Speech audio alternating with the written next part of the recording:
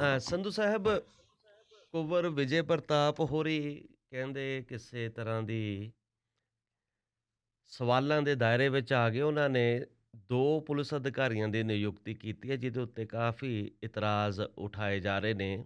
ਹਾਲਾਂਕਿ ਕੁੰਵਰ ਵਿਜੇ ਪ੍ਰਤਾਪ ਹੋਰਾਂ ਦੀ ਭੂਮਿਕਾ ਬਹਿਬਲ ਕਲਾਂ ਗੋਲੀकांड ਮਾਮਲੇ ਦੇ ਵਿੱਚ ਰਹੀ ਕਿ ਇਹਨਾਂ ਨੇ ਉਸ ਕਾਂਡ ਦੇ ਉੱਤੇ ਜਾਂਚ ਕਰਨ ਵਾਲੀ ਐਸਆਈਟੀ ਦਾ ਉਹ ਹਿੱਸਾ ਰਹੇ ਸੀ, ਸਪੈਸ਼ਲ ਇਨਵੈਸਟੀਗੇਸ਼ਨ ਟੀਮ ਦਾ। ਇਹਨਾਂ ਦੀ ਪੜਤ ਤਾਂ ਚੰਗੀ ਪੈਂਦੀ ਹੈ ਜੀ, ਤੇ ਫਿਰ ਇਹ ਨਿਯੁਕਤੀ ਨੂੰ ਲੈ ਕੇ ਕਿਹੋ ਜਿਹੀ ਨਿਯੁਕਤੀ ਹੈ ਜਿਹਨੇ ਰੌਲਾ ਜਿਹਾ ਪਾਤਾ?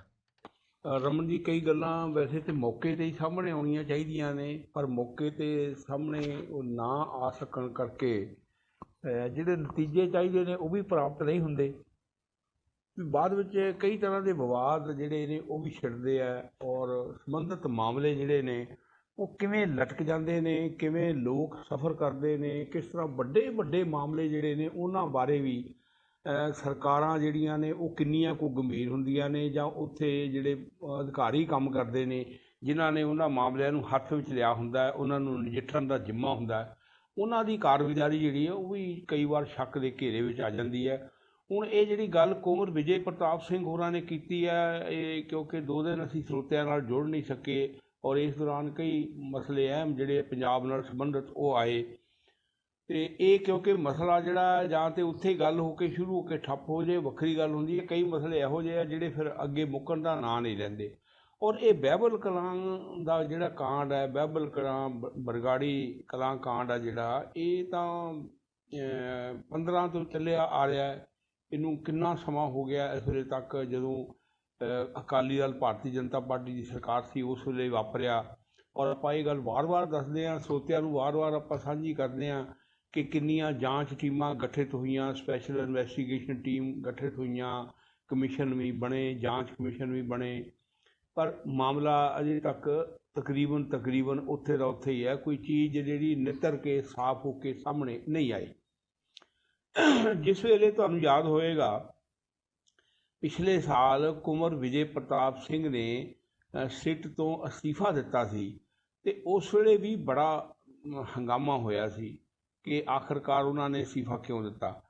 ਔਰ ਉਹ ਚਾਹੁੰਦੇ ਸੀ ਕਿ ਜਿਹੜੀ ਰਿਪੋਰਟ ਹੈ, ਜਿਹੜੀ ਕੁੰਵਰ ਵਿਜੇ ਪ੍ਰਤਾਪ ਸਿੰਘ ਹੋਰੀ ਦੇ ਨਾਲ ਉਹਨਾਂ ਦੇ ਹੋਰ ਅਧਿਕਾਰੀ ਸੀ, ਜਿਹੜੀ ਰਿਪੋਰਟ ਉਹਨਾਂ ਨੇ ਤਿਆਰ ਕੀਤੀ ਸੀ, ਉਹ ਰਿਪੋਰਟ ਜਿਹੜੀ ਆ ਉਹ ਸਾਹਮਣੇ ਲਿਆਂਦੀ ਜਾਵੇ ਔਰ ਉਸ ਦੇ ਉੱਤੇ ਕਾਰਵਾਈ ਕੀਤੀ ਜਾਵੇ। ਉਹ ਰਿਪੋਰਟ ਤਾਂ ਅੱਜ ਤੱਕ ਵੀ ਸਾਹਮਣੇ ਨਹੀਂ ਆਈ।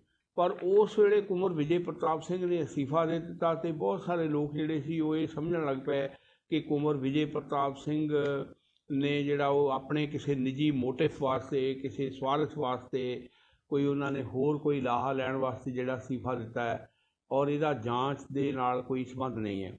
ਫਿਰ ਜਦੋਂ ਉਹ ਆਮ ਆਦਮੀ ਪਾਰਟੀ ਵਿੱਚ ਸ਼ਾਮਲ ਹੋ ਗਏ, ਅਤੇ ਉਸ ਵੇਲੇ ਫਿਰ ਜਿਹੜੇ ਉਹਨਾਂ ਦੇ ਵਿਰੋਧੀ ਸੀ, ਜਿਹੜੇ ਉਹਨਾਂ ਦੇ ਖਿਲਾਫ ਗੱਲ ਕਰਦੇ ਸੀ, ਉਹਨਾਂ ਨੇ ਫਿਰ ਇਹ ਮਾਮਲਾ ਜ਼ੋਰ ਸ਼ੋਰ ਨਾਲ ਚੁੱਕਿਆ ਕਿ ਵੇਖੋ, ਤੁਹਾਨੂੰ ਦੱਸਿਆ ਸੀ ਨਾ ਕਿ ਇਹ ਸਾਰਾ ਮਾਮਲਾ ਇਹਦੇ ਪਿੱਛੇ ਸਿਆਸੀ ਹੈ, ਕਿਉਂਕਿ ਇਹਨਾਂ ਦੇ ਨਾਲ ਇਸ ਤਰ੍ਹਾਂ ਦਾ ਕੋਈ ਗੱਲਬਾਤ ਤੈਅ ਹੋ ਚੁੱਕੀ ਸੀ, ਔਰ ਉਹਨਾਂ ਨੇ ਆਮ ਆਦਮੀ ਪਾਰਟੀ ਜੁਆਇਨ ਕਰਨੀ ਸੀ, ਇਸ ਕਰਕੇ ਉਹਨਾਂ ਨੇ ਅਸਤੀਫਾ ਦਿੱਤਾ ਸੀ ਤਾਂ ਕਿ ਉਹ ਸਿਆਸਤ ਦੇ ਵਿੱਚ ਆ ਸਕਣ।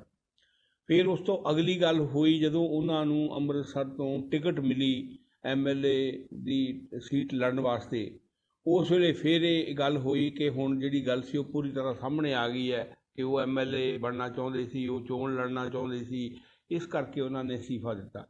ਪਰ ਹੁਣ ਜਿਹੜੀ ਗੱਲ ਕੁੰਵਰ ਵਿਜੇ ਪ੍ਰਤਾਪ ਸਿੰਘ ਹੋਰਾਂ ਨੇ ਕੀਤੀ ਹੈ, ਉਹਨਾਂ ਨੇ ਫੇਸਬੁੱਕ ਦੇ ਉੱਤੇ ਇੱਕ ਸਟੇਟਸ ਪਾਇਆ ਸੀ, ਔਰ ਉਸ ਸਟੇਟਸ ਨੇ ਕਈ ਤਰ੍ਹਾਂ ਦੇ ਸਵਾਲ ਪੰਜਾਬ ਦੇ ਵਿੱਚ ਖੜੇ ਕਰ ਦਿੱਤੇ ਨੇ। ਸਟੇਟਸ ਉਹਨਾਂ ਨੇ ਕੀ ਪਾਇਆ, ਕੁਝ ਦਿਨ ਪਹਿਲਾਂ, 4-5 ਦਿਨ ਪਹਿਲਾਂ ਪੰਜਾਬ ਦੇ ਵਿੱਚ 3-4 ਬੜੀਆਂ ਅਹਿਮ ਨਿਯੁਕਤੀਆਂ ਹੋਈਆਂ ਪੰਜਾਬ ਪੁਲਿਸ ਦੇ ਵਿੱਚ, ਜਿਨ੍ਹਾਂ ਦੇ ਵਿੱਚ ਜਲੰਧਰ ਦੇ ਵਿੱਚ ਇੱਕ ਕਮਿਸ਼ਨਰ ਨੂੰ ਨਿਯੁਕਤ ਕੀਤਾ ਗਿਆ, ਗੁਰਪ੍ਰੀਤ ਸਿੰਘ ਤੂਰ ਨੂੰ। ਇੱਕ ਅੰਮ੍ਰਿਤਸਰ ਦੇ ਵਿੱਚ ਜਿਹੜੇ ਕਮਿਸ਼ਨਰ ਸੀ ਉਹ ਲਾਏ ਗਏ, ਅਰੁਣਪਾਲ ਸਿੰਘ। ਇੱਕ ਅਧਿਕਾਰੀ ਹੋਰ ਸੀ, IPS ਅਧਿਕਾਰੀ ਪ੍ਰਬੋਧ ਕੁਮਾਰ, ਜਿਨ੍ਹਾਂ ਨੂੰ ਸਪੈਸ਼ਲ DGP ਖੁਫੀਆ ਨਿਯੁਕਤ ਕੀਤਾ ਗਿਆ। ਔਰ ਇੱਕ ਲੁਧਿਆਣਾ ਦਾ ਜਿਹੜਾ ਕਮਿਸ਼ਨਰ ਹੈ ਉਹ ਵੀ ਤਬਦੀਲ ਕੀਤਾ ਗਿਆ। ਔਰ ਇਹਦੇ ਵਿੱਚੋਂ 2 ਨਿਯੁਕਤੀਆਂ ਜਿਹੜੀਆਂ ਨੇ ਉਹਨਾਂ ਦੇ ਉੱਤੇ ਕੁੰਵਰ ਵਿਜੇ ਪ੍ਰਤਾਪ ਸਿੰਘ ਨੇ ਇਤਰਾਜ਼ ਉਠਾਏ ਹੈ। ਉਹਨਾਂ ਨੇ ਕਿਹਾ ਹੈ ਕਿ ਜਿਹੜੇ ਅੰਮ੍ਰਿਤਸਰ ਜਿਨ੍ਹਾਂ ਨੂੰ ਕਮਿਸ਼ਨਰ ਲਾਇਆ ਗਿਆ ਹੈ, ਅਰੁਣਪਾਲ ਸਿੰਘ ਤੇ ਜਿਹੜੇ ਪ੍ਰਬੋਧ ਕੁਮਾਰ ਨੇ, ਜਿਨ੍ਹਾਂ ਨੂੰ ਡੀਜੀਪੀ ਖੁਫੀਆ ਡਿਪਾਰਟਮੈਂਟ ਦਾ ਲਾਇਆ ਗਿਆ, ਇਹ ਦੋ ਨਿਯੁਕਤੀਆਂ ਜਿਹੜੀਆਂ ਨੇ ਇਹ ਗਲਤ ਹੋਈਆਂ ਨੇ। ਇਸ ਕਰਕੇ ਸਰਕਾਰ ਨੂੰ, ਆਮ ਆਦਮੀ ਪਾਰਟੀ ਦੀ ਸਰਕਾਰ ਨੂੰ ਇਸ ਸੰਬੰਧ ਦੇ ਵਿੱਚ ਵਿਚਾਰ ਕਰਨਾ ਚਾਹੀਦਾ ਹੈ। ਹੁਣ ਗੱਲ ਇਹ ਹੈ ਕਿ ਗਲਤ ਕੀ ਹੋਇਆ, ਇਹਦੇ ਵਿੱਚ ਨਿਯੁਕਤੀਆਂ ਗਲਤ ਕਿਵੇਂ ਹੋਈਆਂ। ਉਹ ਕਹਿੰਦੇ ਜੀ ਇਹ ਦੋਵੇਂ ਅਧਿਕਾਰੀ ਜਿਹੜੇ ਆ ਇਹ ਉਸ ਸਪੈਸ਼ਲ ਇਨਵੈਸਟੀਗੇਸ਼ਨ ਟੀਮ ਦੇ ਵਿੱਚ ਸ਼ਾਮਲ ਸੀ, ਜਿਹਦੇ ਵਿੱਚ ਮੈਂ ਵੀ ਸ਼ਾਮਲ ਸੀ। ਇਹ ਦੋਏ ਇੱਕ ਨੰਬਰ ਤੇ 2 ਨੰਬਰ ਉੱਤੇ ਸੀ ਤੇ ਮੈਂ 3 ਨੰਬਰ ਉੱਤੇ ਸੀ। ਔਰ ਉਹਨਾਂ ਨੇ ਕਿਹਾ ਕਿ ਇਹ ਦੋਵੇਂ ਹੀ ਦੋ ਵੱਡੇ ਸਿਆਸੀ ਘਰਾਣਿਆਂ ਦੇ ਹੱਥਾਂ ਵਿੱਚ ਖੇਡ ਰਹੇ ਸੀ, ਔਰ ਇਸ ਕਰਕੇ ਉਹ ਮਾਮਲਾ ਜਿਹੜਾ ਹੈ ਉਹ ਪ੍ਰਭਾਵਿਤ ਹੋਇਆ ਤੇ ਬਹਿਬਲ ਕਲਾਂ, ਬਰਗਾੜੀ ਕਲਾਂ ਜਿਹੜਾ ਮਾਮਲਾ ਸੀ ਉਹਦੇ ਵਿੱਚ ਲੋਕਾਂ ਨੂੰ ਅੱਜ ਤੱਕ ਇਨਸਾਫ ਨਹੀਂ ਮਿਲ ਸਕਿਆ। ਜੇ ਇਨਸਾਫ ਨਹੀਂ ਮਿਲ ਸਕਿਆ ਤੇ ਉਹਦੇ ਵਾਸਤੇ ਇਹ ਦੋਵੇਂ ਅਧਿਕਾਰੀ ਜ਼ਿੰਮੇਵਾਰ ਨੇ। ਹੁਣ ਰਮਨ ਜੀ, ਇਹ ਗੱਲ ਬਹੁਤ ਵੱਡੀ ਹੈ, ਕੋਈ ਛੋਟੀ ਗੱਲ ਨਹੀਂ ਹੈ, ਕੋਈ ਆਮ ਗੱਲ ਨਹੀਂ ਹੈ ਕਿ ਇੱਕ IG ਰੈਂਕ ਦਾ ਬੰਦਾ, IPS ਅਧਿਕਾਰੀ ਔਰ ਸਪੈਸ਼ਲ ਇਨਵੈਸਟੀਗੇਸ਼ਨ ਟੀਮ ਦਾ ਜਿਹੜਾ ਹਿੱਸਾ ਸੀ, ਔਰ ਉਹ ਇਸ ਤਰ੍ਹਾਂ ਦੀ ਗੱਲ ਕਰ ਰਿਹਾ ਹੈ ਤੇ ਆਪਾਂ ਉਹਨੂੰ ਹਾਸੇ ਭਾਣੇ ਕਹਿ ਕੇ ਟਾਲ ਲਈਏ ਜਾਂ ਉਹਨੂੰ ਇਸ ਤਰ੍ਹਾਂ ਹੀ ਨਿਗਾਹ ਦਈਏ ਤਾਂ ਗੱਲ ਮੇਰਾ ਖਿਆਲ ਹੈ ਸਰਕਾਰ ਵਾਸਤੇ ਵੀ ਠੀਕ ਨਹੀਂ ਲੱਗਦੀ। ਇਸ ਮਾਮਲੇ ਦਾ ਗੰਭੀਰਤਾ ਨਾਲ ਨੋਟਿਸ ਲਿਆ ਜਾਣਾ ਚਾਹੀਦਾ ਹੈ। ਹਾਲਾਂਕਿ ਜਿਸ ਵੇਲੇ ਉਹਨਾਂ ਨੇ ਪੋਸਟ ਪਾਈ ਤੇ ਸੱਜਿਓਂ ਖੱਬਿਓਂ ਜ਼ਰੂਰ ਪੱਕੀ ਗੱਲ ਹੈ ਕਿ ਉਹਨਾਂ ਦੇ ਉੱਤੇ ਕਿਸੇ ਤਰ੍ਹਾਂ ਦਾ ਕੋਈ ਪ੍ਰੈਸ਼ਰ ਪਿਆ ਜਾਂ ਦਬਾਅ ਪਾਇਆ ਕਿ ਵੀ ਇਹ ਤੂੰ ਕੀ ਕਰ ਦਿੱਤਾ ਹੈ, ਇਹ ਕਿਸ ਤਰ੍ਹਾਂ ਦੀ, ਮਤਲਬ ਇੱਦਾਂ ਹੀ ਆਮ ਤੌਰ 'ਤੇ ਅਸੀਂ ਕਹਿੰਦੇ ਹੁੰਦੇ ਜਦੋਂ ਕੋਈ ਗੱਲ ਹੁੰਦੀ ਹੈ ਵੀ ਤੂੰ ਆਹ ਕੀ ਲੋੜਾ ਮਾਰਿਆ, ਕੀ ਕਰ ਦਿੱਤਾ ਤੂੰ। ਫਿਰ ਉਹਨਾਂ ਨੇ ਆਪਣੀ ਪੋਸਟ ਜਿਹੜੀ ਸੀ ਉਹ ਐਡਿਟ ਕੀਤੀ ਤੇ ਸ਼ਾਇਦ ਉਹਦੇ ਵਿੱਚੋਂ ਉਹਨਾਂ ਨੇ ਜਿਹੜਾ ਸੀ ਨਾਮ ਇੱਕ ਹਟਾ ਦਿੱਤਾ ਜਾਂ ਉਹਨੂੰ ਕੁਛ ਉਹਨਾਂ ਨੇ ਹੋਰ ਢੰਗ ਦੇ ਨਾਲ ਗੋਲ ਮੋਲ ਕਰਨ ਦੀ ਕੋਸ਼ਿਸ਼ ਕੀਤੀ। ਪਰ ਉਦੋਂ ਤੱਕ ਜਿਹੜਾ ਸੱਚ ਸੀ ਉਹ ਤਾਂ ਬੜੀ ਦੂਰ ਤੱਕ ਜਾ ਚੁੱਕਾ ਸੀ, ਉਹ ਤਾਂ 7 ਸਮੁੰਦਰੋਂ ਪਾਰ ਵੀ ਪਹੁੰਚ ਚੁੱਕਾ ਸੀ, ਦੇਸ਼ਾਂ ਵਿਦੇਸ਼ਾਂ ਤੱਕ, ਦੂਰ ਦਰਾਡੇ ਤੱਕ ਲੋਕਾਂ ਦੀਆਂ ਨਜ਼ਰਾਂ ਵਿੱਚੋਂ ਗੱਲ ਆ ਗਈ ਸੀ ਕਿ ਇਹ ਦੋ ਅਧਿਕਾਰੀਆਂ ਦੇ ਉੱਤੇ ਉਂਗਲ ਉਠਾਈ ਗਈ ਹੈ। ਹੁਣ ਇਹ ਮਾਮਲਾ ਜਿਹੜਾ ਹੈ, ਬੇਸ਼ੱਕ ਸਰਕਾਰ ਨੇ ਅਜੇ ਇਹਦੇ ਬਾਰੇ ਅਫੀਸ਼ੀਅਲੀ ਕੋਈ ਟਿੱਪਣੀ ਨਹੀਂ ਕੀਤੀ ਜਾਂ ਕੁਝ ਬਿਆਨ ਨਹੀਂ ਦਿੱਤਾ ਕਿ ਇਸ ਮਾਮਲੇ ਦੀ ਪੜਤਾਲ ਕਰਾਵਾਂਗੇ ਜਾਂ ਨਹੀਂ, ਪਰ ਜਿਹੜੇ ਵਿਰੋਧੀ ਪਾਰਟੀਆਂ ਦੇ ਨੇਤਾ ਨੇ ਉਹਨਾਂ ਨੇ ਨਾਲ ਹੀ ਇਹਦੇ ਉੱਤੇ ਉਂਗਲ ਚੱਕ ਲਈ ਹੈ ਵੀ ਇਹ ਮਾਮਲਾ ਕੀ ਹੈ। ਖਾਸ ਕਰਕੇ ਜਿਹੜੇ ਆਮ ਆਦਮੀ ਪਾਰਟੀ ਦੇ ਵਿੱਚ ਨੇਤਾ ਹੁੰਦੇ ਸੀ, ਪਹਿਲਾਂ ਸੁਖਪਾਲ ਸਿੰਘ ਖਹਿਰਾ, ਬਾਅਦ ਵਿੱਚ ਉਹ ਕਾਂਗਰਸ ਦੇ ਵਿੱਚ ਆ ਗਏ, ਹੁਣ ਫਿਰ ਅੱਜ ਕੱਲ੍ਹ ਉਹ ਵਿਧਾਇਕ ਨੇ, ਉਹਨਾਂ ਨੇ ਗੱਲ ਕੀਤੀ ਹੈ ਵੀ ਇਹ ਕੀ ਮਾਮਲਾ ਹੋਇਆ ਕਿ ਇੱਕ IG ਜਿਹੜਾ ਉਹ ਇਸ ਤਰ੍ਹਾਂ ਦੀ ਜਿਹੜੀ ਗੱਲ ਕਰਦਾ, ਇਹ ਮਾਮਲਾ ਬਹੁਤ ਗੰਭੀਰ ਹੈ। ਔਰ ਇਹਨਾਂ ਨੇ ਬਹਿਬਲ ਕਲਾਂ ਕੋਟਪੂਰਾ ਫਾਇਰਿੰਗ ਦੀ ਜਾਂਚ ਕੀਤੀ ਆ ਤੇ ਹੁਣ ਉਹ ਕਹਿ ਰਹੇ ਨੇ ਕਿ ਇਹ ਜਿਹੜੇ ਦੋ ਅਧਿਕਾਰੀ ਸੀ ਇਹਨਾਂ ਨੇ ਇਨਸਾਫ ਨਹੀਂ ਮਿਲ ਦਿੱਤਾ, ਇਹ ਦੋ ਸਿਆਸੀ ਘਰਾਣਿਆਂ ਦੇ ਹੱਥਾਂ ਵਿੱਚ ਖੇਡ ਰਹੇ ਸੀ। ਕੁੰਵਰ ਵਿਜੇ ਪ੍ਰਤਾਪ ਹੋਰਾਂ ਨੇ ਇਹ ਵੀ ਲਿਖਿਆ ਸੀ ਕਿ ਜਿਹੜੀ ਉੱਪਰਲੀ ਕਚਹਿਰੀ ਹੈ ਉਸ ਕਚਹਿਰੀ ਨੇ ਇਹਨਾਂ ਦੋਵਾਂ ਘਰਾਣਿਆਂ ਨੂੰ, ਦੋਵਾਂ ਪਾਰਟੀਆਂ ਨੂੰ ਸਜ਼ਾ ਦਿੱਤੀ ਹੈ ਪੰਜਾਬ ਦੇ ਵਿੱਚ ਤੇ ਉਹਨਾਂ ਦਾ ਜਿਹੜਾ ਸੀ ਪਤਾ ਉਹ ਕਲੀਅਰ ਕਰ ਦਿੱਤਾ। ਹੁਣ ਆਪਾਂ ਨੂੰ ਅੰਡਰਸਟੂਡ ਹੈ ਗੱਲ ਕਿ ਉਹ ਕਿਹੜੀਆਂ ਦੋ ਪਾਰਟੀਆਂ ਦੀ ਗੱਲ ਕਰ ਰਹੇ ਨੇ ਤੇ ਕਿਹਨਾਂ ਦਾ ਪਤਾ ਜਿਹੜਾ ਪੰਜਾਬ ਦੇ ਵਿੱਚ ਸਾਫ਼ ਹੋਇਆ ਤੇ ਉੱਪਰ ਵਾਲੀ ਕਚਹਿਰੀ ਨੇ ਕਿਹਨਾਂ ਪਾਰਟੀਆਂ ਨੂੰ ਸਜ਼ਾ ਦਿੱਤੀ ਹੈ, ਉਹ ਬੜੀ ਨੰਗੀ ਚਿੱਠੀ ਗੱਲ ਹੈ। ਹੁਣ ਇਹ ਕਈ ਕੜੀਆਂ ਜਿਹੜੀਆਂ ਆਪਸ ਵਿੱਚ ਮਿਲਦੀਆਂ ਨੇ, ਇਹ ਕੜੀ ਨਵਜੋਤ ਸਿੰਘ ਸਿੱਧੂ ਦੀਆਂ ਗੱਲਾਂ ਨਾਲ ਵੀ ਮਿਲਦੀ ਹੈ। ਔਰ ਜਦੋਂ ਉਹਨਾਂ ਨੇ ਇਹ ਕਿਹਾ ਸੀਗਾ ਕਿ ਕਾਂਗਰਸ ਮਤਲਬ ਜਿਹੜੇ ਕੈਪਟਨ ਅਮਰਿੰਦਰ ਸਿੰਘ ਨੇ ਤੇ ਬਾਦਲ ਪਰਿਵਾਰ ਹੈ, ਇਹ ਆਪਸ ਵਿੱਚ ਰਲ ਮਿਲ ਕੇ, ਇਹ ਦੋ ਪਰਿਵਾਰ ਜਿਹੜੇ ਨੇ ਪੰਜਾਬ ਦੇ ਉੱਤੇ ਰਲ ਮਿਲ ਕੇ ਰਾਜ ਕਰ ਰਹੇ ਨੇ। ਉਹਨਾਂ ਨੇ ਵੀ ਦੋਸ਼ ਲਾਏ ਸੀ, ਉਹਨਾਂ ਇਹ ਵੀ ਦੋਸ਼ ਲਾਏ ਸੀ ਕਿ ਲੋਕ ਤਾਂ ਬਿਲਕੁਲ ਬੇਨਕਾਬ ਨੇ, ਸ਼ਰੇਆਮ ਪਤਾ ਉਹਨਾਂ ਦਾ ਕਿ ਕੌਣ ਕੌਣ ਇਸ ਮਾਮਲੇ 'ਚ ਦੋਸ਼ੀ ਨੇ, ਆਖਰਕਾਰ ਸਰਕਾਰ ਜਿਹੜੀ ਉਹ ਕਾਰਵਾਈ ਕਿਉਂ ਨਹੀਂ ਕਰਦੀ। ਤੇ ਹੁਣ ਉਹੀ ਗੱਲ ਜਿਹੜੀ ਹੈ ਉਹ ਫੇਰ ਆ ਗਈ ਹੈ। ਖਹਿਰਾ ਹੋਰਾਂ ਨੇ ਗੱਲ ਕੀਤੀ ਹੈ ਕਿ ਇਸ ਮਾਮਲੇ ਦੀ ਜਿਹੜੀ ਹੈ ਜਾਂਚ ਕਰਵਾਈ ਜਾਣੀ ਚਾਹੀਦੀ ਹੈ। ਦੂਜੀ ਗੱਲ ਇਹ ਉਹਨਾਂ ਨੇ ਕਿਹਾ ਵੀ ਇਹ ਜਿਸ ਢੰਗ ਦੇ ਨਾਲ ਉਹਨਾਂ ਨੇ ਕਿਹਾ ਕਿ ਇਹ ਦੋ ਬੰਦੇ ਜ਼ਿੰਮੇਵਾਰ ਸੀ ਤੇ ਕੀ ਆਮ ਆਦਮੀ ਪਾਰਟੀ ਜਿਹੜੀ ਜਿਹਨੂੰ ਲੋਕ ਕਹਿੰਦੇ ਨੇ ਕਿ ਹੁਣ ਬਦਲਾਅ ਆ ਗਿਆ, ਕੀ ਇਹ ਬਦਲਾਅ ਆਇਆ ਤੇ ਇਸ ਸੰਬੰਧ ਦੇ ਵਿੱਚ ਕੋਈ ਕਾਰਵਾਈ ਜਿਹੜੀ ਉਹ ਨਹੀਂ ਕੀਤੀ ਗਈ ਜਾਂ ਐਕਸ਼ਨ ਅਜੇ ਤੱਕ ਨਹੀਂ ਲਿਆ ਗਿਆ। ਸੋ ਇਹ ਮਾਮਲਾ ਜਿਹੜਾ ਹੈ ਰਮਨ ਜੀ ਉਹ ਇੱਕ ਵਾਰ ਫਿਰ ਵੈਸੇ ਤਾਂ ਲਗਾਤਾਰ ਹੀ ਇਹ ਕਾਫੀ ਦਿਨਾਂ ਤੋਂ ਚਰਚਾ ਦੇ ਵਿੱਚ ਹੈ, ਖਬਰਾਂ ਦੇ ਵਿੱਚ ਹੈ। ਜਦੋਂ ਸਰਕਾਰ ਨੇ ਕਿਹਾ ਸੀ ਅਸੀਂ 3 ਦਿਨਾਂ ਦੇ ਵਿੱਚ ਜਾਂਚ ਕਰਾਵਾਂਗੇ, 3 ਦਿਨਾਂ ਦੇ ਵਿੱਚ ਕੋਈ ਜਾਂਚ ਨਹੀਂ ਹੋ ਸਕਦੀ। ਹੁਣ ਜਿਹੜਾ ਸਰਕਾਰ ਦਾ ਇੱਕ ਵਕੀਲ ਹੈ ਉਹਨੇ ਫਿਰ ਉਹਨਾਂ ਨੂੰ ਜਿਹੜੇ ਅੰਦੋਲਨਕਾਰੀ ਉਹਨਾਂ ਨੂੰ ਕਿਹਾ ਕਿ 3 ਦਿਨਾਂ ਦੇ ਵਿੱਚ ਨਹੀਂ, 3 ਮਹੀਨਿਆਂ 'ਚ ਅਸੀਂ ਜਾਂਚ ਕਰਾਵਾਂਗੇ। ਹੁਣ 3 ਦਿਨਾਂ ਤੋਂ 3 ਮਹੀਨਿਆਂ 'ਤੇ ਆ ਗਿਆ ਤੇ ਉਹਨਾਂ ਨੇ ਵੀ ਕਿਹਾ ਠੀਕ ਹੈ ਜੀ, ਤੁਸੀਂ 3 ਮਹੀਨਿਆਂ 'ਚ ਕਰਾਓਗੇ ਤੇ 3 ਮਹੀਨਿਆਂ ਤੱਕ ਤੇ ਫਿਰ ਸਾਡਾ ਅੰਦੋਲਨ ਚੱਲਦਾ ਰਹੇਗਾ। ਮਤਲਬ ਇਹ ਮਾਮਲਾ ਤਾਂ ਲਗਾਤਾਰ ਚੱਲ ਰਿਹਾ ਹੈ ਤੇ ਉਹਦੇ ਵਿੱਚ ਨਵੀਆਂ ਗੱਲਾਂ ਜਿਹੜੀਆਂ ਉਹ ਸਾਹਮਣੇ ਆ ਰਹੀਆਂ ਨੇ। ਸਿਆਣੇ ਬੰਦੇ ਜਿਹੜੇ ਆ ਉਹ ਆਪੇ ਇਹਨਾਂ ਗੱਲਾਂ ਤੋਂ ਵੀ ਕਾਫੀ ਵਿਚਾਰ ਕਰ ਲੈਂਦੇ ਆ ਕਿ ਆਖਰਕਾਰ ਇਹਦਾ ਮਕਸਦ ਕੀ ਹੈ ਤੇ ਊਂਠ ਜਿਹੜਾ ਹੈ ਉਹ ਕਿਸ ਕਰਵਟ ਬੈਠ ਰਿਹਾ। ਸੰਧੂ ਸਾਹਿਬ ਪੰਜਾਬ ਦੀ ਕਾਂਗਰਸ ਨੇ ਵੀ ਨਵੇਂ ਪ੍ਰਧਾਨ ਦੇ ਤੌਰ ਤੇ ਰਾਜਾ ਵੜਿੰਗ ਦੀ ਚੋਣ ਕਰ ਲਈ ਹੈ ਤੇ ਇਹਨਾਂ ਨੂੰ ਭ੍ਰਿਸ਼ਟ ਤੇ ਮੌਕਾਪ੍ਰਸਤ ਕਹਿਣ ਵਾਲੇ ਕਾਂਗਰਸੀ ਆਗੂ ਹੁਣ ਉਹਨਾਂ ਦਾ ਪਾਰਟੀ ਦੇ ਵਿੱਚ ਕੀ ਹਸ਼ਰ ਹੋ ਰਿਹਾ ਜੀ? ਰਮਨ ਜੀ, ਮਲੇਰਕੋਟਲਾ ਦੇ ਖੇਤਰ ਵਿੱਚ ਇੱਕ ਅਮਰਗੜ੍ਹ ਨਾਂ ਦਾ ਵਿਧਾਨ ਸਭਾ ਹਲਕਾ ਹੈ, ਜਿੱਥੇ ਦੇ ਐਮਐਲਏ ਰਹਿ ਚੁੱਕੇ, ਮਤਲਬ ਕਾਂਗਰਸ ਦੇ ਐਮਐਲਏ ਸੀ ਸੁਰਜੀਤ ਸਿੰਘ ਧੀਮਾਨ। ਉਹਨਾਂ ਦਾ ਇਹ ਮਾਮਲਾ ਹੈ ਜਿਹਦੀ ਆਪਾਂ ਗੱਲ ਕਰ ਰਹੇ ਹਾਂ, ਕਿ ਜਿਹੜੇ ਟਿੱਪਣੀਆਂ ਕੀਤੀਆਂ ਰਾਜਾ ਵੜਿੰਗ ਦੇ ਖਿਲਾਫ। ਪਿਛਲੇ ਕਾਫੀ ਦਿਨਾਂ ਤੋਂ ਚਰਚਾ ਸੀ ਕਿ ਕਿਸ ਨੂੰ ਪ੍ਰਧਾਨ ਬਣਾਇਆ ਜਾਵੇ। ਉਹਦੇ ਵਿੱਚ ਕਈ ਸਾਰੇ ਨਾਂ ਆ ਰਹੇ ਸੀ, ਜਿਨ੍ਹਾਂ 'ਚ ਪ੍ਰਤਾਪ ਸਿੰਘ ਬਾਜਵਾ ਦਾ ਨਾਮ ਵੀ ਸੀ, ਰਾਜਾ ਵੜਿੰਗ ਦਾ ਨਾਮ ਵੀ ਸੀ। ਕੁਝ ਇਹ ਸੋਚ ਰਹੇ ਸੀ ਕਿ ਸ਼ਾਇਦ ਨਵਜੋਤ ਸਿੰਘ ਸਿੱਧੂ ਨੂੰ ਫੇਰ ਪ੍ਰਧਾਨ ਬਣਾਤਾ ਜਾਵੇ, ਕੁਝ ਕਹਿ ਰਹੇ ਸੀ ਕਿ ਸ਼ਾਇਦ ਸੁਨੀਲ ਜਾਖੜ ਨੂੰ ਫੇਰ ਅੱਗੇ ਲਿਆਂਦਾ ਜਾਵੇ। ਪਰ ਹਾਈ ਕਮਾਨ ਨੇ ਕਾਫੀ ਦਿਨ ਇਹਦੇ 'ਤੇ ਵਿਚਾਰ ਚਰਚਾ ਕਰਨ ਤੋਂ ਬਾਅਦ ਆਖਰਕਾਰ ਰਾਜਾ ਵੜਿੰਗ ਜਿਹੜਾ ਸੀ ਉਹਦੇ ਨਾਂ ਦੇ ਉੱਤੇ ਮੋਹਰ ਲਾ ਦਿੱਤੀ ਗਈ ਹੈ। ਹੁਣ ਜੇ ਆਪਾਂ ਉਂਝ ਗੱਲ ਕਰੀਏ ਤਾਂ ਰਾਜਾ ਵੜਿੰਗ ਪਿਛਲੇ ਸਮੇਂ ਦੌਰਾਨ ਆਪਾਂ ਜਦੋਂ ਤੋਂ ਇਸ ਸੰਬੰਧ ਦੇ ਵਿੱਚ ਕਵਰੇਜ ਕਰ ਰਹੇ ਹਾਂ, ਖਬਰਾਂ ਦੇਖ ਰਹੇ ਹਾਂ, ਪੜ੍ਹ ਰਹੇ ਹਾਂ, ਸੁਣ ਰਹੇ ਹਾਂ, ਤਾਂ ਰਾਜਾ ਵੜਿੰਗ ਕਈ ਵਾਰ ਜਿਹੜਾ ਸੀ ਉਹ ਚਰਚਾ ਦੇ ਵਿੱਚ ਆਇਆ, ਵਿਵਾਦਾਂ ਵਿੱਚ ਵੀ ਘਿਰਿਆ। ਔਰ ਫਿਰ ਜਦੋਂ ਉਹਨਾਂ ਨੂੰ ਰਾਜਾ ਵੜਿੰਗ ਨੂੰ ਟਰਾਂਸਪੋਰਟ ਮੰਤਰੀ ਬਣਾ ਦਿੱਤਾ ਗਿਆ ਚਰਨਜੀਤ ਸਿੰਘ ਚੰਨੀ ਦੀ ਸਰਕਾਰ ਵਿੱਚ ਥੋੜ੍ਹੇ ਜਿਹੇ ਸਮੇਂ ਵਾਸਤੇ, ਅਤੇ ਉਹਨਾਂ ਨੇ ਉਦੋਂ ਵੀ ਹਾਈਲਾਈਟ ਵਿੱਚ ਆਉਣ ਦੀ ਕਾਫੀ ਕੋਸ਼ਿਸ਼ ਕੀਤੀ, ਜਦੋਂ ਉਹਨਾਂ ਨੇ ਬਾਦਲਾਂ ਦੀਆਂ ਬੱਸਾਂ ਬੁੱਸਾਂ ਘੇਰੀਆਂ ਔਰ ਉਹਨਾਂ ਦੇ ਖਿਲਾਫ ਚਲਾਨ ਚਲੂਨ ਕੱਟਣ ਦੀ ਕੋਸ਼ਿਸ਼ ਕੀਤੀ। ਕੁਛ ਮਾਮਲੇ ਹਾਈ ਕੋਰਟ ਵਿੱਚ ਵੀ ਗਏ, ਹਾਈ ਕੋਰਟ ਨੇ ਉਹ ਬੱਸਾਂ ਜਿਹੜੀਆਂ ਬੰਦ ਕੀਤੀਆਂ ਸੀ ਉਹ ਛਡਵਾ ਦਿੱਤੀਆਂ ਬਾਅਦ ਦੇ ਵਿੱਚ। ਮਤਲਬ ਇਸ ਤਰ੍ਹਾਂ ਦੀਆਂ ਕਾਫੀ ਗੱਲਾਂ ਉਸ ਵੇਲੇ ਵੀ ਉਹ ਚਰਚਾ ਦੇ ਵਿੱਚ ਆਏ, ਵਿਵਾਦਾਂ ਦੇ ਵਿੱਚ ਘਿਰੇ। ਉਸ ਤੋਂ ਪਹਿਲਾਂ ਵੀ ਵਿਵਾਦਾਂ ਦੇ ਵਿੱਚ ਘਿਰਦੇ ਰਹੇ। ਇੱਕ ਵਾਰ ਇੱਕ ਦਰਜੀ ਦੇ ਮਾਮਲੇ ਨੂੰ ਲੈ ਕੇ ਉਹ ਵਿਵਾਦਾਂ ਦੇ ਵਿੱਚ ਘਿਰ ਗਏ ਸੀ। ਸੋ ਇਹ ਗੱਲਾਂ ਜਿਹੜੀਆਂ ਸਾਰੀਆਂ ਸੀ, ਕਈ ਵਾਰ ਜਦੋਂ ਜਿਸ ਵੇਲੇ ਉਹਨਾਂ ਨੂੰ ਪ੍ਰਧਾਨ ਬਣਾਇਆ ਗਿਆ ਤਾਂ ਪਾਰਟੀ ਦੇ ਵਿੱਚ ਹਮਾਇਤੀ ਵੀ ਹੁੰਦੇ ਆ, ਵਿਰੋਧੀ ਵੀ ਹੁੰਦੇ ਆ। ਵਿਰੋਧੀ ਉਹ ਹੁੰਦੇ ਆ ਜਿਨ੍ਹਾਂ ਨੂੰ ਉਹ ਬੰਦਾ ਚੰਗਾ ਨਹੀਂ ਲੱਗਦਾ, ਉਹ ਕੋਈ ਹੋਰ ਬੰਦੇ ਨੂੰ ਪ੍ਰਧਾਨ ਬਣਾਉਣਾ ਚਾਹੁੰਦੇ ਆ। ਹੁਣ ਜਿਹੜੇ ਸੁਰਜੀਤ ਸਿੰਘ ਧੀਮਾਨ ਹੈ, ਇਹ ਨਵਜੋਤ ਸਿੱਧੂ ਦੇ ਖੇਮੇ ਦੇ ਬੰਦੇ ਸਮਝੇ ਜਾਂਦੇ ਆ। ਇਹ ਕਿਹਾ ਜਾਂਦਾ ਕਿ ਇਹ ਉਹਨਾਂ ਦੇ ਪੱਕੇ ਹਮਾਇਤੀ ਹੈ। ਜਿਸ ਵੇਲੇ ਕੈਪਟਨ ਅਮਰਿੰਦਰ ਸਿੰਘ ਨੂੰ ਮੁੱਖ ਮੰਤਰੀ ਦੇ ਅਹੁਦੇ ਤੋਂ ਹਟਾਇਆ ਗਿਆ ਸੀ, ਉਸ ਵੇਲੇ ਵੀ ਸੁਰਜੀਤ ਧੀਮਾਨ ਬਹੁਤ ਖੁੱਲ੍ਹ ਕੇ ਬੋਲਿਆ ਸੀ ਔਰ ਸਾਹਮਣੇ ਸੀਗਾ, ਨਵਜੋਤ ਸਿੰਘ ਸਿੱਧੂ ਦੇ ਹੱਕ ਵਿੱਚ ਡਟ ਕੇ ਖੜਾ ਸੀ। ਔਰ ਸ਼ਾਇਦ ਉਹ ਹੁਣ ਵੀ ਇਹ ਚਾਹੁੰਦੇ ਸੀ ਕੁਝ ਲੋਕ ਕਿ ਨਵਜੋਤ ਸਿੰਘ ਸਿੱਧੂ ਨੂੰ ਹੀ ਪ੍ਰਧਾਨ ਬਣਾਇਆ ਜਾਣਾ ਚਾਹੀਦਾ ਹੈ। ਹੋਰ ਕਿਸੇ ਦੇ ਵਿੱਚ ਇੰਨਾ ਦਮ ਨਹੀਂ ਹੈ ਕਿ ਉਹ ਪਾਰਟੀ ਨੂੰ ਅੱਗੇ ਲੈ ਕੇ ਜਾ ਸਕੇ ਜਾਂ ਅਗਲੀਆਂ ਚੋਣਾਂ ਵਾਸਤੇ ਘੱਟੋ ਘੱਟ ਪਾਰਟੀ ਨੂੰ ਤਿਆਰ ਕਰ ਸਕੇ। ਕੋਈ ਨੇਤਾ ਜਿਹੜਾ ਹੈ ਉਹ ਨਹੀਂ ਕਰ ਸਕਦਾ। ਸੋ ਇਹ ਰਾਏ ਉਹਨਾਂ ਦੀ ਸੀ, ਅਤੇ ਉਹਨਾਂ ਨੇ ਕਈ ਜਿਹੜੇ ਨੇਤਾ ਨੇ ਉਹ ਸਿਰਫ ਰਾਏ ਪ੍ਰਗਟ ਕਰਦੇ ਨੇ ਜਾਂ ਆਪਣੇ ਤੱਕ ਵਿਚਾਰ ਸੀਮਤ ਰੱਖਦੇ ਨੇ। ਕੁਛ ਜਿਹੜੇ ਨੇ ਉਹ ਜ਼ਾਹਰ ਕਰ ਦਿੰਦੇ ਨੇ, ਜਿਵੇਂ ਕੁੰਵਰ ਵਿਜੇ ਪ੍ਰਤਾਪ ਸਿੰਘ ਨੇ ਆਪਣੇ ਵਿਚਾਰ ਜ਼ਾਹਰ ਕਰ ਦਿੱਤੇ, ਇਸੇ ਤਰ੍ਹਾਂ ਸੁਰਜੀਤ ਸਿੰਘ ਧੀਮਾਨ ਨੇ ਵੀ ਆਪਣੇ ਵਿਚਾਰ ਜ਼ਾਹਰ ਕਰ ਦਿੱਤੇ ਕਿ ਇਹ ਤਾਂ ਇੱਕ ਕਰਪਟ ਬੰਦਾ ਹੈ, ਮੌਕਾਪ੍ਰਸਤ ਬੰਦਾ ਹੈ। ਇੱਥੋਂ ਤੱਕ ਕਿ ਉਸ ਨੂੰ ਡਰੱਗਸ ਦੇ ਮਾਮਲਿਆਂ ਦੇ ਵੀ ਨਾਲ ਜੋੜਿਆ ਗਿਆ।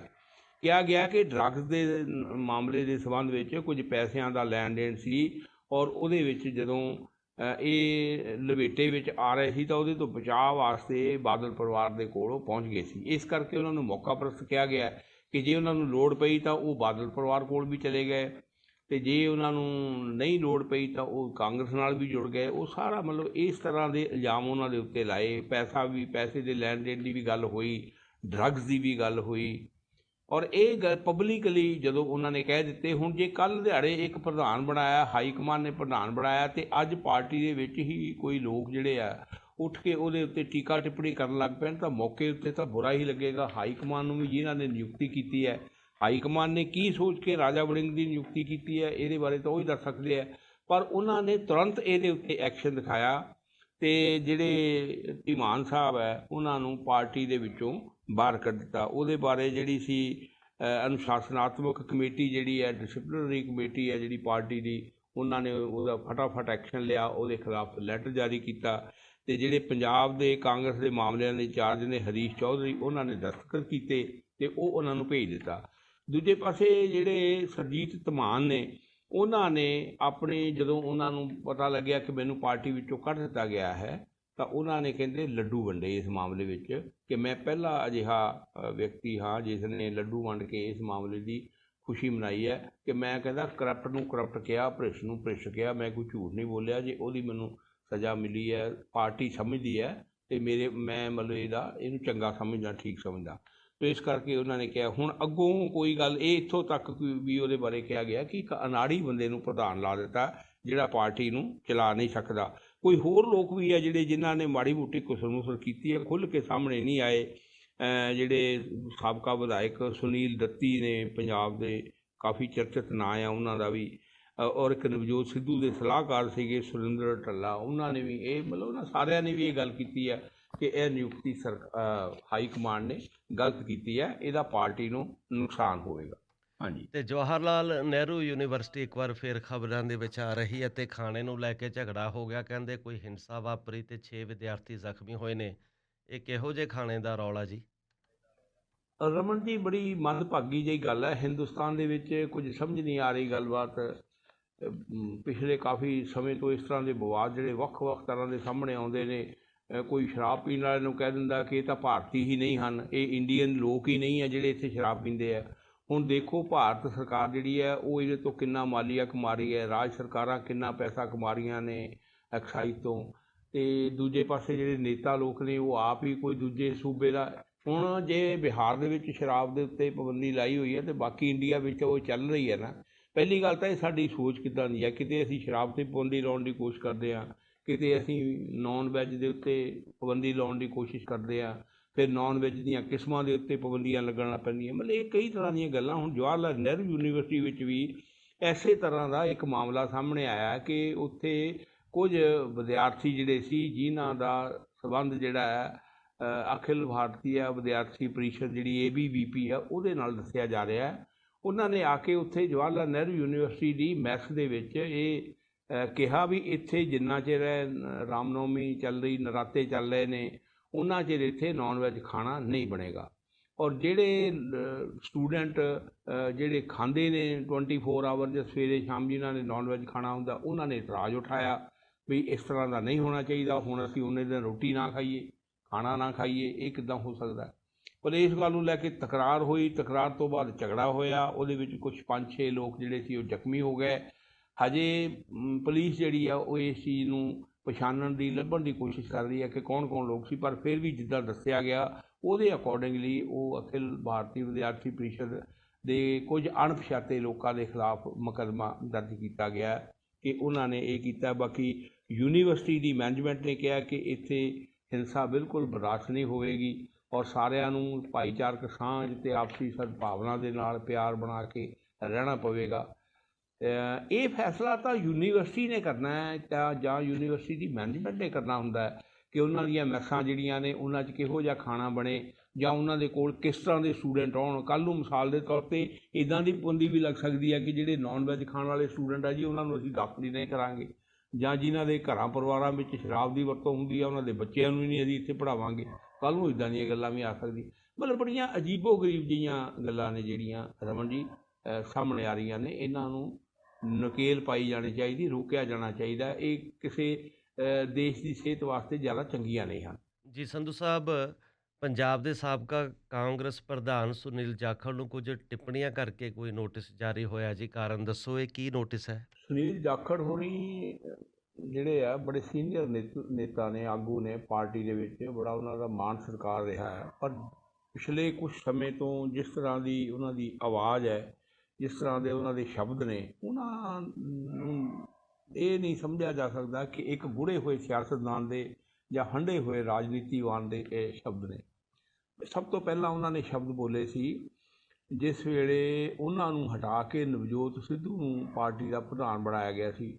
ਉਸ ਮਹਿਫਲ ਦੇ ਵਿੱਚ, ਉਸ ਪਾਰਟੀ 'ਚ, ਉਸ ਫੰਕਸ਼ਨ ਦੇ ਵਿੱਚ ਉਹਨਾਂ ਨੇ ਕੁਝ ਸ਼ਬਦ ਬੋਲੇ ਸੀ ਜਿਹੜੇ ਇਹ ਜ਼ਾਹਰ ਕਰਦੇ ਸੀ ਕਿ ਉਹਨਾਂ ਨੂੰ ਇਹ ਗੱਲ ਠੀਕ ਨਹੀਂ ਲੱਗੀ ਕਿ ਉਹਨਾਂ ਨੂੰ ਹਟਾ ਕੇ ਕਿਸੇ ਹੋਰ ਨੂੰ ਪ੍ਰਧਾਨ ਬਣਾਇਆ ਜਾਵੇ।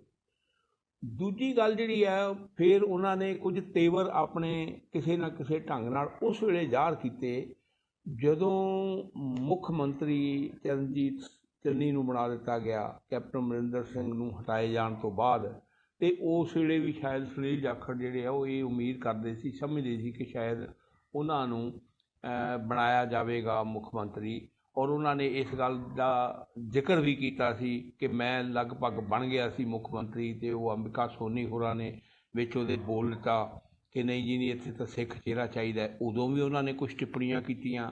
ਫਿਰ ਉਸ ਤੋਂ ਬਾਅਦ ਦੇ ਵਿੱਚ ਉਹਨਾਂ ਨੇ ਕੁਝ ਇਹੋ ਜਿਹੀਆਂ ਟਿੱਪਣੀਆਂ, ਜਦੋਂ ਚਰਨਜੀਤ ਸਿੰਘ ਚੰਨੀ ਨਾਲ ਸ਼ੁਰੂ ਤੋਂ ਕੋਈ ਉਹਨਾਂ ਦੀ ਬਹੁਤਾ ਤਾਲਮੇਲ ਬਣ ਨਹੀਂ ਸਕਿਆ, ਕਿਉਂਕਿ ਉਹ ਚਾਹੁੰਦੇ ਹੀ ਨਹੀਂ ਸੀ ਕਿ ਇਹਨਾਂ ਨੂੰ ਮੁੱਖ ਮੰਤਰੀ ਬਣਾਇਆ ਜਾਵੇ। ਔਰ ਫਿਰ ਉਹਨਾਂ ਨੇ ਜਿਹੜੀਆਂ ਟਿੱਪਣੀਆਂ ਕੀਤੀਆਂ ਉਹਦੇ ਵਿੱਚੋਂ ਕੁਛ ਜਾਤੀਵਾਦ ਦੀ ਜਿਹੜੀ ਸਮੈਲ ਸੀ ਉਹ ਆਈ, ਅਤੇ ਉਹਨਾਂ ਦੇ ਖਿਲਾਫ ਦਲਿਤ ਭਾਈਚਾਰੇ ਨੇ ਕਾਫੀ ਰੋਸ ਪ੍ਰਦਰਸ਼ਨ ਕੀਤੇ, ਕਾਫੀ ਤਿੱਖੇ ਪ੍ਰਦਰਸ਼ਨ ਕੀਤੇ। ਇਹ ਵੀ ਮੰਗ ਕੀਤੀ ਗਈ ਕਿ ਉਹਨਾਂ ਦੇ ਖਿਲਾਫ SC/ST ਐਕਟ ਦੇ ਅਧੀਨ ਕੇਸ ਦਰਜ ਕੀਤਾ ਜਾਵੇ ਔਰ ਉਹਨਾਂ ਦੇ ਖਿਲਾਫ ਹਾਈ ਕਮਾਨ ਵੱਲੋਂ ਕਾਰਵਾਈ ਕੀਤੀ ਜਾਵੇ। ਫਿਰ ਹੌਲੀ ਹੌਲੀ ਇਹ ਸਾਰੀਆਂ ਸ਼ਿਕਾਇਤਾਂ ਜਿਹੜੀਆਂ ਸੀ ਉਹ ਹਾਈ ਕਮਾਨ ਦੇ ਕੋਲ ਪਹੁੰਚ ਗਈਆਂ। ਸ਼ਾਇਦ ਇਹਨਾਂ ਵਿੱਚ ਕੁਝ ਦੇਰ ਹੋ ਜਾਂਦੀ, ਪਰ ਪਿਛਲੇ ਦਿਨੀਂ ਜਦੋਂ ਕਾਂਗਰਸ ਵੱਲੋਂ ਮਹਿੰਗਾਈ ਦੇ ਖਿਲਾਫ ਚੰਡੀਗੜ੍ਹ ਦੇ ਵਿੱਚ ਪ੍ਰਦਰਸ਼ਨ ਕੀਤਾ ਗਿਆ ਸੀ, ਅਤੇ ਉੱਥੇ ਜਿਹੜੇ ਯੂਥ ਕਾਂਗਰਸ ਨੇਤਾ ਨੇ, ਯੂਥ ਕਾਂਗਰਸ ਦੇ ਜਿਹੜੇ ਪ੍ਰਧਾਨ ਸੀ ਬਰਿੰਦਰ ਸਿੰਘ ਢਿੱਲੋਂ, ਉਹਨਾਂ ਨੇ ਜਿਸ ਢੰਗ ਦੇ ਨਾਲ ਨਵਜੋਤ ਸਿੱਧੂ ਨਾਲ ਬਦਸਲੂਕੀ ਕੀਤੀ, ਜਿਹਨੂੰ ਬਦਤਮੀਜੀ ਵੀ ਕਿਹਾ ਜਾਂਦਾ, ਉਹ ਜਿਸ ਤਰ੍ਹਾਂ ਉਹਨਾਂ ਦੇ ਨਾਲ ਤੂੰ ਮੈਂ ਕੀਤੀ, ਉਸ ਚੀਜ਼ ਦਾ ਵੀ ਨੋਟਿਸ ਲਿਆ ਗਿਆ, ਅਤੇ ਉਹ ਵੀ ਲਿਖਤੀ ਰੂਪ ਦੇ ਵਿੱਚ ਸ਼ਿਕਾਇਤ ਜਿਹੜੀ ਹੈ ਉਹ ਹਾਈ ਕਮਾਨ ਕੋਲ ਪਹੁੰਚੀ ਕਿ ਉਹਨਾਂ ਦੇ ਖਿਲਾਫ ਵੀ ਕਾਰਵਾਈ ਕੀਤੀ ਜਾਵੇ ਅਤੇ ਉਹਨਾਂ ਨੂੰ ਇਸ ਅਹੁਦੇ ਤੋਂ ਹਟਾਇਆ ਜਾਵੇ, ਜਿਸ ਨੇ ਪਬਲਿਕਲੀ ਪਾਰਟੀ ਦੇ ਪ੍ਰਧਾਨ ਦੇ ਖਿਲਾਫ ਜਿਹੜੇ ਸੀ ਵੱਧ ਘੱਟ ਸ਼ਬਦ ਬੋਲੇ। ਔਰ ਉਸ ਵੇਲੇ ਨਵਜੋਤ ਸਿੱਧੂ ਸੰਬੋਧਨ ਕਰ ਰਹੇ ਸੀ ਅਤੇ ਉਹ ਆਪਣਾ ਭਾਸ਼ਣ ਜਿਹੜਾ ਸੀ ਉਹ ਵਿੱਚ ਹੀ ਛੱਡ ਕੇ ਉੱਥੋਂ ਚਲੇ ਗਏ। ਔਰ ਉਹਨਾਂ ਬਾਰੇ ਅਜੇ ਬਰਿੰਦਰ ਢਿੱਲੋਂ ਦੇ ਬਾਰੇ ਜਿਹੜੀ ਕਾਰਵਾਈ ਹੈ ਉਹ ਤਾਂ ਪੈਂਡਿੰਗ ਹੈ। ਉਹ ਵੀ ਕਿਹਾ ਗਿਆ ਕਿ 2-4 ਦਿਨਾਂ ਦੇ ਵਿੱਚ ਉਹਨਾਂ ਦਾ ਮਾਮਲਾ ਵੀ ਵਿਚਾਰਿਆ ਜਾ ਰਿਹਾ। ਇਸ ਦੌਰਾਨ ਸੁਨੀਲ ਜਾਖੜ ਦੀਆਂ ਆਡੀਓ ਵੀਡੀਓ ਜਿਹੜੀਆਂ ਸੀ ਉਹ ਸਾਰੀਆਂ ਇਕੱਠੀਆਂ ਕੀਤੀਆਂ ਗਈਆਂ, ਉਹ ਸਾਰੀਆਂ ਹਾਈ ਕਮਾਨ ਨੇ ਸੁਣੀਆਂ ਕਿ ਕਿੱਥੇ ਕਿੱਥੇ ਉਹਨਾਂ ਨੇ ਕੀ ਬੋਲਿਆ ਗਿਆ, ਅਤੇ ਫਿਰ ਉਹਨਾਂ ਨੂੰ ਹੁਣ ਕਾਰਨ ਦੱਸੋ ਨੋਟਿਸ ਜਾਰੀ ਕੀਤਾ ਕਿ ਤੁਸੀਂ 7 ਦਿਨਾਂ ਦੇ ਵਿੱਚ ਜਵਾਬ ਦਿਓ ਕਿ ਇਹ ਸਾਰਾ ਕੁਝ ਜਿਹੜਾ ਹੋਇਆ ਕਿਉਂ ਹੋਇਆ ਅਤੇ ਕਿਵੇਂ ਹੋਇਆ। ਔਰ ਉਹਨਾਂ ਦਾ ਜਵਾਬ ਮਿਲਣ ਤੋਂ ਬਾਅਦ ਫਿਰ ਪਾਰਟੀ ਵੱਲੋਂ ਕਾਰਵਾਈ ਕੀਤੀ ਜਾਵੇਗੀ।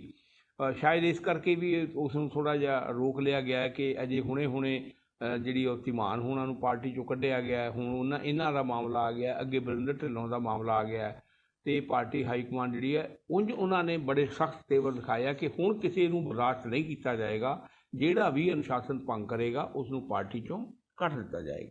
ਹਾਂਜੀ। ਤੇ ਇੱਕ ਪੰਜਾਬ ਦੇ ਕਹਿੰਦੇ 11 ਰੇਲਵੇ ਸਟੇਸ਼ਨ ਬੰਦ ਕਰ ਦਿੱਤੇ ਜੀ, ਫਟਾਫਟ ਦੱਸ ਦਿਓ ਇਹਦੀ ਵੀ ਜਾਣਕਾਰੀ। ਕੇਂਦਰ ਸਰਕਾਰ ਨੇ ਫੈਸਲਾ ਕੀਤਾ ਹੈ। ਉਂਝ ਬਹਾਨਾ ਇਹ ਲਾਇਆ ਗਿਆ ਹੈ ਕਿ ਇਹਨਾਂ ਸਟੇਸ਼ਨਾਂ ਦੇ ਉੱਤੇ ਕੋਈ ਸਵਾਰੀ ਨਹੀਂ ਹੁੰਦੀ ਸੀ ਅਤੇ ਇਹਨਾਂ ਨੂੰ ਚਲਾਉਣ ਦਾ ਫਾਇਦਾ ਕੀ। ਹੁਣ ਆਪਾਂ ਇਹ ਵੀ ਸਮਝ ਸਕਦੇ ਹਾਂ ਕਿ ਜੇ ਇੱਥੇ ਕੋਈ ਸਵਾਰੀ ਨਹੀਂ ਸੀ ਹੁੰਦੀ ਤਾਂ ਫਿਰ ਇਹਨਾਂ ਨੂੰ ਬਣਾਇਆ ਕਿਉਂ ਗਿਆ। ਅਕਸਰ ਤਾਂ ਸਵਾਰੀਆਂ ਉੱਥੇ ਹੁੰਦੀਆਂ ਸੀ।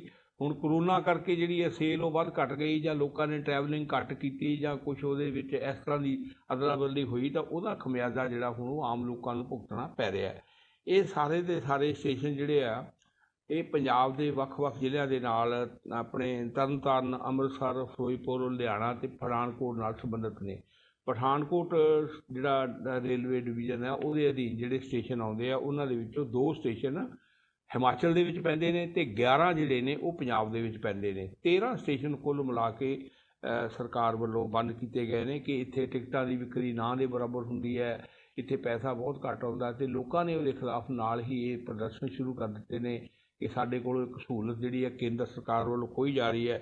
ਕੁਝ ਵਿਧਾਇਕਾਂ ਨੇ ਵੀ ਇਹਦੇ ਉੱਤੇ ਟਿੱਪਣੀਆਂ ਕੀਤੀਆਂ ਨੇ ਕਿ ਇਹ ਕੇਂਦਰ ਸਰਕਾਰ ਵੱਲੋਂ ਪੰਜਾਬ ਦੇ ਨਾਲ ਜਿਹੜੇ ਬੇਇਨਸਾਫੀ ਕੀਤੀ ਜਾ ਰਹੀ ਹੈ, ਧੱਕਾ ਕੀਤਾ ਜਾ ਰਿਹਾ ਹੈ, ਇਹ ਇੱਕ ਹੋਰ ਧੱਕਾ ਹੈ, ਅਤੇ ਇਹ ਮਾਮਲਾ ਜਿਹੜਾ ਹੈ ਇਸ ਨੂੰ ਉਠਾਇਆ ਜਾਏਗਾ ਕੇਂਦਰ ਸਰਕਾਰ ਦੇ ਕੋਲ ਵੀ ਅਤੇ ਪੰਜਾਬ ਵਿਧਾਨ ਸਭਾ ਦੇ ਵਿੱਚ ਵੀ ਉਠਾਇਆ ਜਾਏਗਾ ਕਿ ਇਸ ਤਰ੍ਹਾਂ ਦਾ ਰਵੱਈਆ ਜਿਹੜਾ ਹੈ ਉਹ ਪੰਜਾਬ ਪ੍ਰਤੀ। ਕੁਛ ਰੇਲਵੇ ਸਟੇਸ਼ਨ ਤਾਂ ਇਸ ਤਰ੍ਹਾਂ ਦੇ ਸੀਗੇ, ਛੋਟੇ ਸੀ ਜਾਂ ਹਾਲਟ ਸੀਗੇ, ਜਿਹੜੇ ਲੋਕਾਂ ਨੇ ਆਪਣੇ ਕੋਲੋਂ ਪੈਸਾ ਲਾ ਕੇ ਉਹਨਾਂ ਨੂੰ ਬਣਾਇਆ ਸੀ ਔਰ ਫਿਰ ਉਹਦੇ ਵਾਸਤੇ ਕੇਂਦਰ ਸਰਕਾਰ ਨੇ ਪ੍ਰਵਾਨਗੀ ਦਿੱਤੀ ਸੀ, ਰੇਲਵੇ ਵਿਭਾਗ ਨੇ ਪ੍ਰਵਾਨਗੀ ਦਿੱਤੀ ਸੀ ਕਿ ਇੱਥੇ ਜਿਹੜੀਆਂ ਗੱਡੀਆਂ ਨੇ ਉਹ ਰੁਕਿਆ ਕਰਨਗੀਆਂ। ਪਰ ਹੁਣ ਇਹ 13 ਸਟੇਸ਼ਨ ਜਿਹੜੇ ਬੰਦ ਕਰਕੇ ਇੱਕ ਬੜਾ ਝਟਕਾ ਦਿੱਤਾ ਹੈ ਪੰਜਾਬ ਦੇ ਲੋਕਾਂ ਨੂੰ, ਰੇਲਾਂ ਵਿੱਚ ਸਫ਼ਰ ਕਰਨ ਵਾਲਿਆਂ ਨੂੰ ਖਾਸ ਕਰਕੇ। ਜੀ ਹਾਂਜੀ, ਮਿਹਰਬਾਨੀ ਸੰਧੂ ਸਾਹਿਬ ਖਬਰਾਂ ਦੀ ਜਾਣਕਾਰੀ ਦੇਣ ਲਈ ਜੀ। ਕੱਲ ਦੁਬਾਰਾ ਗੱਲ ਕਰਦੇ ਹਾਂ। ਠੀਕ ਹੈ ਜੀ, ਠੀਕ ਹੈ, ਧੰਨਵਾਦ।